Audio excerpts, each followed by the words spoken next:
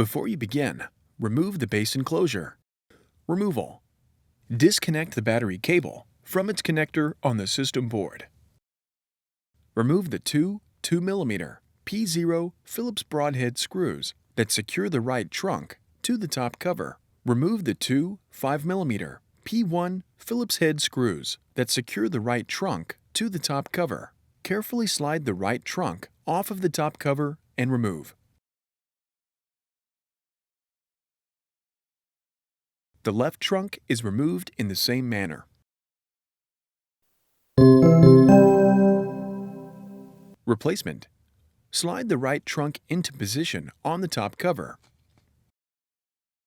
Replace the two 5mm P1 Phillips head screws that secure the right trunk to the top cover. Replace the two 2mm P0 Phillips broadhead screws that secure the right trunk to the top cover. The left trunk is replaced in the same manner. Connect the battery cable into its connector on the system board.